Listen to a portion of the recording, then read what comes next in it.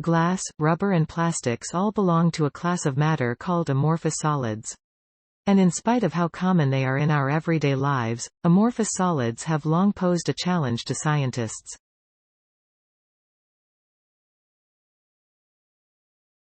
Since the 1910s, scientists have been able to map in 3D the atomic structures of crystals, the other major class of solids, which has led to myriad advances in physics, chemistry, biology, materials science, geology, nanoscience, drug discovery and more.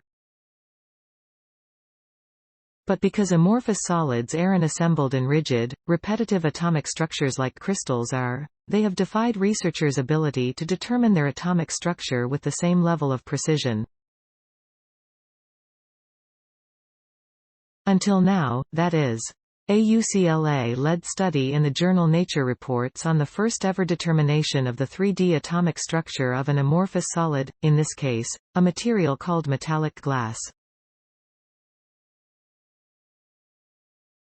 We know so much about crystals, yet most of the matter on Earth is non-crystalline and we know so little about their atomic structure, said the study's senior author, Jianwei John Miao, a UCLA professor of physics and astronomy and member of the California Nanosystems Institute at UCLA. Observing the 3D atomic arrangement of an amorphous solid has been Miao's dream since he was a graduate student. That dream has now been realized, after 22 years of relentless pursuit.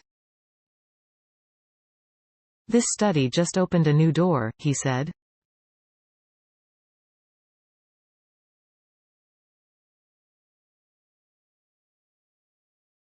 Metallic glasses tend to be both stronger and more shapeable than standard crystalline metals, and they are used today in products ranging from electrical transformers to high-end golf clubs and the housings for Apple laptops and other electronic devices.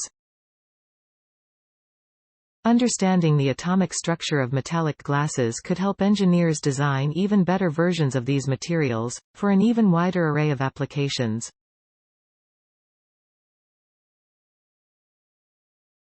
The researchers used a technique called atomic electron tomography, a type of 3D imaging pioneered by Miao and collaborators. The approach involves beaming electrons through a sample and collecting an image on the other side. The sample is rotated so that measurements can be taken from multiple angles, yielding data that is stitched together to produce a 3D image.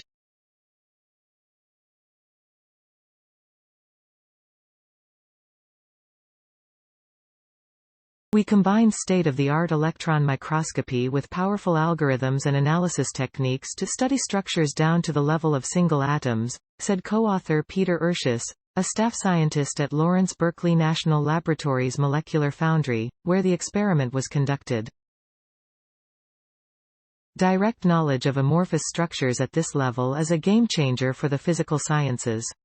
The researchers examined a sample of metallic glass about 8 nanometers in diameter, made of 8 different metals. A nanometer is 1/billionth of a meter. Using 55 atomic electron tomography images, Miao and colleagues created a 3D map of the approximately 18,000 atoms that made up the nanoparticle. Because amorphous solids have been so difficult to characterize, the researchers expected the atoms to be arranged chaotically. And although about 85% of the atoms were in a disordered arrangement, the researchers were able to identify pockets where a fraction of atoms coalesced into ordered superclusters. The finding demonstrated that even within an amorphous solid, the arrangement of atoms is not completely random. Miao acknowledged one limitation of the research, born of the limits of electron microscopy itself. Some of the metal atoms were so similar in size that electron imaging couldn't distinguish between them.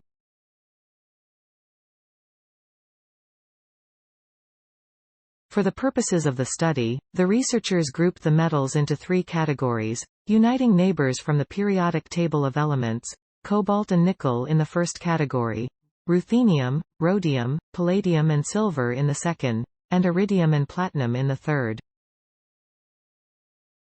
The research was supported primarily by the Strobe National Science Foundation Science and Technology Center, of which Miao is deputy director, and in part by the U.S. Department of Energy. This groundbreaking result exemplifies the power of a transdisciplinary team, said Charles Ying, the National Science Foundation Program Officer who oversees funding for the Strobe Center.